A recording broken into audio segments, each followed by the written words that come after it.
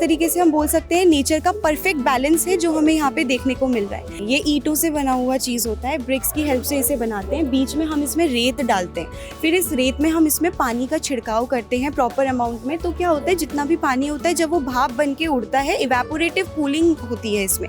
उस कूलिंग से क्या होता है, ये जो सब्जियां हैं ठंडी रहती है। इतने भी हमारे अब यंगस्टर्स हैं, युवा हैं, वो घूमने के लिए पहाड़ों की तरफ ही जाना प्रेफर करते हैं क्योंकि नेचर के बीच रहना और एक्सप्लोर करना चाहते हैं। अगर एक छोटे से एरिया में, हिली एरिया में किसान इकट्ठा हो जाए और एक साथ आकर खेती करना शुरू करे तो शायद वो बहुत अच्छे तरीके से मुनाफा कमा सकता है।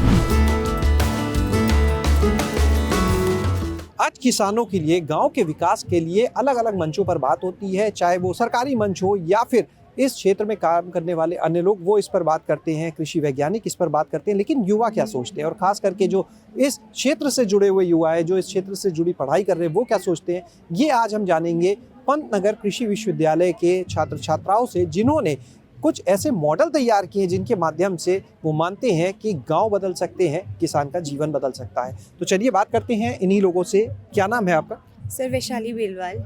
वैशाली जी, मैं यहाँ से PhD कर रही हूँ वेजिटेबल साइंस डिपार्टमेंट से। वैशाली, सबसे पहला सवाल आपसे वही जो हम अभी बात कह रहे थे कि युवा किसान के लिए क्या सोचता है, कितना सोचता है? सर, जो हम जितने भी स्टूडेंट्स या स्कॉलर्स होते हैं जो एग्रीकल्चर के फील्ड से जुड़े हैं या हॉर्टिकल्चर के फील्ड से जुड़े हैं, हम इतने सालों की पढ़ाई करते हुए सिर्फ पढ़ाई नहीं करते हैं, हम रियल लाइफ एक्सपीरियंस भी करते हैं। रूरल एग्रीकल्चर वर्क एक्सपीरियंस होता है जिसमें हम किसानों के साथ इंटरेक्शन भी करते हैं। तो उस दौरान ना हमको ये समझ में आता है कि किसान आज के टाइम पे ना खेती में इंटरेस्ट तो दिखा रहा है, लेकिन साथ ही साथ वो काफ़ी परेशान भी है। बहुत सी चुनौतियों का उसको सामना करना पड़ता है। उन चुनौतियों के बारे में वो चाहकर भी अपने घर वालों से कई बार बात नहीं कर पाता, जिसकी वजह से आज का किसान कई ऐसे फैसले ले लेता है जो उसके परिवार के लिए बहुत हद तक हानिकारक होते हैं। अगर हम अपनी बात करें, वो युवा जो आज के टाइम पे कृषि के फील्ड से जुड़े हैं, जो यहाँ पे काम कर रहे हैं, तो मैं पर्सनली अगर अपनी बात बताऊँ तो मैं सारे युवाओं को ये कहना चाहूँगी कि आप ज़्यादा से ज़्यादा कोशिश करिए इस फील्ड में आने की, इस फील्ड में काम करने की, किसानों को नज़दीक से जानने की, ताकि आप बेहतर तरीके से गांव का विकास कर पाएं। अपने इस मॉडल के बारे में अब आप बिल्कुल बताइएगा कि ये मॉडल क्या है, इसमें आप लोगों ने क्या दिखाने की कोशिश की है? सर, इस मॉडल के ज़रिए हमने ये दिखाने की कोशिश करी है सहकारी खेती द्वारा सतत औद्यानिकी विकास। तो इसमें हमने ये दिखाने की कोशिश करी कि कैसे एक साथ आकर जो किसान हैं वो लैंड को शेयर करके, रिसोर्सेज को शेयर करके, लेबर को शेयर करके किस तरीके से अपने फ़ायदे के लिए, मुनाफे के लिए खेती को कर सकते हैं। सबसे पहले हमने यहाँ पे इंटीग्रेटेड फार्मिंग दिखाई है। इंटीग्रेटेड फार्मिंग में हमने टमाटर, मैरीगोल्ड और स्ट्रॉबेरीज एक साथ एक ही फील्ड में हमने लगाए हैं। मैरीगोल्ड क्या काम करता है कि वो टमाटर में लगने वाले जो कीड़े होते हैं उनसे उस टमाटर को बचाता है, अपनी तरफ उन कीड़ों को अट्रैक्ट करके। तो एक तरीके से हम बोल सकते हैं नेचर का परफेक्ट बैलेंस है जो हमें यहाँ पे देखने को मिल रहा है। यहाँ से निकलने वाला जितना भी प्रोड्यूस है वो ज़ीरो एनर्जी कूल चैम्बर, जिसे हम शून्य ऊर्जा दिखाएंगे इसे भी आप? जी, शून्य ऊर्जा शीत कक्ष बोलते हैं, इसमें हम रख सकते हैं, या फिर हम यहाँ पे जो ये कोल्ड स्टोरेजेस है उसमें भी रख सकते हैं। इनका काम क्या होता है कि जितनी भी हमारे औद्यानिकी जो सब्जियाँ होती हैं या हॉर्टिकल्चरल प्रोड्यूस होता है, पेरिशेबल नेचर का होता है, बहुत जल्दी ख़राब हो जाता है। तो इनकी वजह से उनकी जो शेल्फ़ लाइफ होती है वो इंक्रीज़ होती है, ताकि फॉर एग्ज़ाम्पल अगर किसान को 2 दिन के बाद हार्वेस्टिंग के लॉन्ग डिस्टेंस ट्रांसपोर्ट करके सब्जियों को भेजना है, 2 दिन तक वो उसे कहाँ रखे कि वो ख़राब ना हो, वो इन जगहों पर उन्हें स्टोर करके रख सकता है ताकि उसकी सब्जियां खराब ना हो और उसके बाद वो उसे ट्रांसपोर्ट करे। आपके इस मॉडल में हम बीच में आपको रोकेंगे, ये जो आपने लिखा है शून्य ऊर्जा शीत कक्ष, तो ये क्या है? मतलब इसमें कोई भी पावर कंजम्पशन नहीं? नहीं, ये ईंटों से बना हुआ चीज़ होता है, ब्रिक्स की हेल्प से इसे बनाते हैं। बीच में हम इसमें रेत डालते हैं, फिर इस रेत में हम इसमें पानी का छिड़काव करते हैं प्रॉपर अमाउंट में। तो क्या होता है, जितना भी पानी होता है जब वो भाप बन के उड़ता है, इवेपोरेटिव कूलिंग होती है इसमें। उस कूलिंग से क्या होता है, ये जो सब्जियां हैं ये ठंडी रहती है। ये बनाने का मेन मकसद ही ये था कि वो किसान जो पैसों की कमी के कारण इतनी भारी भरकम मशीन्स को अपने पास नहीं रख सकते हैं, वो इन चीज़ों के ज़रिए, इन ईंटों के ज़रिए अपने घर के आसपास इन चीज़ों को बना सकते हैं और अपनी जो सब्जियां हैं, जो भी उत्पाद उन्होंने किया है, उसको वो क्या कर सकते हैं, लंबे समय के लिए स्टोर करके रख सकते हैं। इसके अलावा एक कॉन्सेप्ट हमने दिखाया है हॉर्टी टूरिज्म का, उद्यानिकी पर्यटन। ये तो आज के टाइम पे बहुत ज़्यादा फ्लरिश भी कर रहा है, क्योंकि जितने भी हमारे अब यंगस्टर्स हैं, युवा हैं, वो घूमने के लिए पहाड़ों की तरफ ही जाना प्रेफर करते हैं क्योंकि नेचर के बीच रहना और एक्सप्लोर करना चाहते हैं। तो इसके ज़रिए हम ये दिखा रहे हैं कि आसपास के जितने भी फार्मर्स हैं, अगर वो इकट्ठा होकर एक किस तरीके के होम स्टेज बनाए, तो वहाँ से वो पैसे भी कमा सकते हैं। प्लस जितने भी खेती सबसे ज़्यादा ग्रामीण इलाकों में होती है, तो अपने जितना भी खेती का जो वो कर रहे हैं, बना रहे हैं, खेती जो हो रही है उस यहाँ पे हमने पॉली हाउस भी दिखा रखा है, जो कि होम स्टे का ही पार्ट है। ऑफ सीजन कल्टीवेशन, जो सब्जियाँ उस सीजन में नहीं होती वो पॉली हाउस के अंदर उगाई जा सकती है, तो वो किसान को एक फ़ायदा देने का काम कर रहा है। इसके अलावा हमने ये मशरूम यूनिट दिखाई है, तो जैसे कि आप देख सकते हैं ना, मशरूम यूनिट में ये जो बैग्स हमने लगाए हैं ये हैंगिंग है, हमने इसे लगाया नहीं है इस तरीके से शेल्फ में, हम इन्हें लटका रहे हैं। इसका बेसिक रीज़न ये है कि ग्रामीण इलाकों में जो घर होते हैं वो काफ़ी छोटे होते हैं, कमरे काफ़ी छोटे होते हैं, तो ये जो हैंगिंग बैग्स हैं ये स्पेस को मैक्सिमाइज़ करने का काम करते हैं, जिसकी वजह से जो स्मॉल यूनिट होती है वो एक प्रॉफिटेबल हब बन जाती है।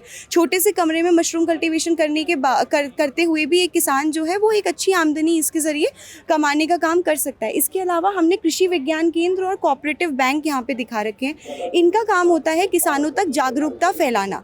किसान हमारा जागरूक तभी बनेगा जब उसको चीज़ों के बारे में बताया जाएगा, जितनी वेलफेयर स्कीम सरकार उसके लिए लेके आ रही है उन बारे में उसको एक जागरूकता होगी। वो काम हमारा ये दोनों जो डिपार्टमेंट्स हैं उनका होता है। कृषि विज्ञान केंद्र में हमारे बहुत सारे ऑफिसर्स होते हैं, एक्सटेंशन ऑफिसर होते हैं, जो किसानों के लिए अलग अलग तरीके की स्कीम्स लॉन्च करने का, मतलब उन तक वो स्कीम्स को पहुँचाने का काम करते हैं, तो हमने ये सब दिखाया। इसके अलावा ये गुलाब की खेती है और उस तरफ हमने कैमोमाइल के फ्लावर्स लगाए हैं।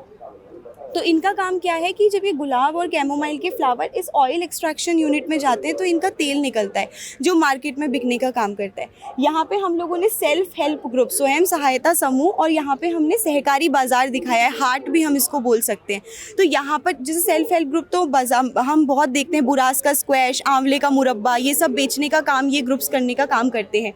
सहकारी बाजार, हाट का सबसे बड़ा फ़ायदा क्या है कि आज का किसान अगर मंडी में अपनी सब्जियाँ लेकर जाता है तो नेक्स्ट डे पहले उसे ऑक्शन का करना पड़ता है, बोलियां लगती हैं, नीलामी होती है, फिर जो नीलामी में दाम तय हो गया किसान को अपनी सब्जियां उसी दाम में बेचनी पड़ती है। यहाँ पे फ़ायदा ये है कि किसान अपने कस्टमर से डायरेक्ट कांटेक्ट करता है, तो वहाँ पर क्या है, डायरेक्ट कांटेक्ट की वजह से वो अपनी सब्जियों को जिस रेट में वो बेचना चाहता है वो पूरी तरीके से इंडिपेंडेंट है उन दामों में उनको बेचने के लिए, तो वो मुनाफा कमाने का काम यहाँ पे कर रहा है।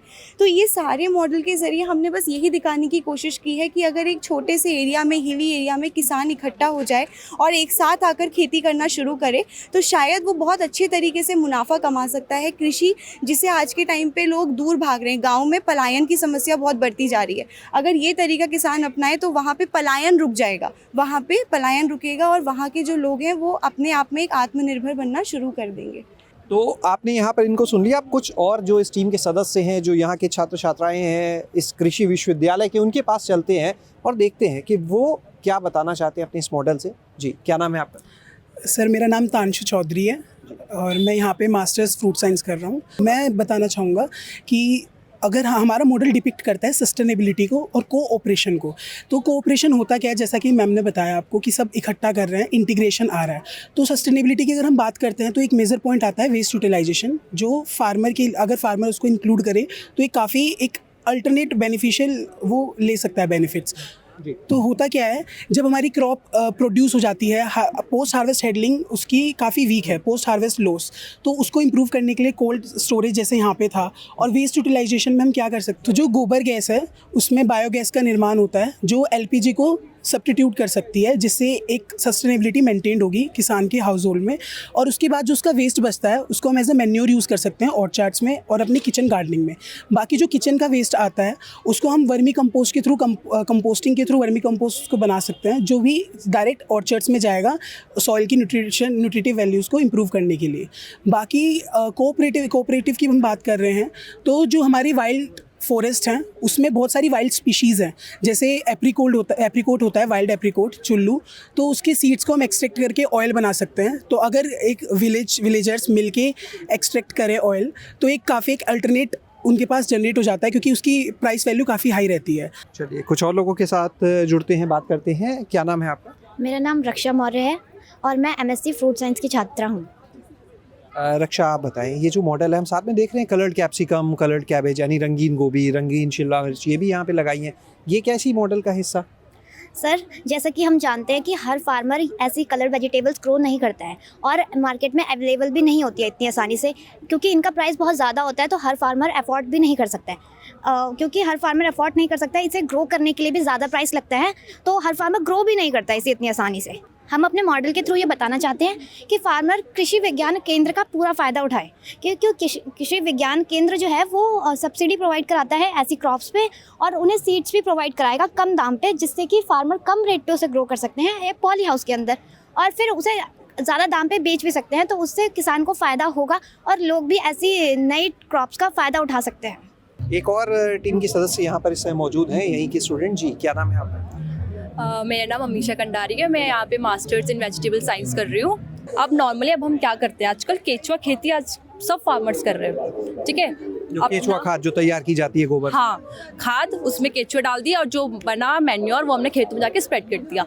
तो अब जाके अब हम क्या कर रहे हैं, उस खाद जो वो गोबर है उसको हम अपने इस बायोगैस प्लांट पे डाल रहे हैं, ठीक है। जिससे क्या होगा कि उसकी एक तो आपके घर तक गैस पहुँचेगी और दूसरा उसका जो वेस्ट मटेरियल होगा उसको फार्मर अपने फील्ड में जाके यूज़ कर लेते हैं। तो इससे जैसे कि हमको पता है कि आजकल गवर्नमेंट हमको बहुत मोटिवेट करे कि आप ऑर्गेनिक फार्मिंग करो, क्योंकि फर्टिलाइजर के जो इफेक्ट्स हैं, हार्मफुल इफेक्ट्स, वो अब दिखने चालू हो चुके हैं।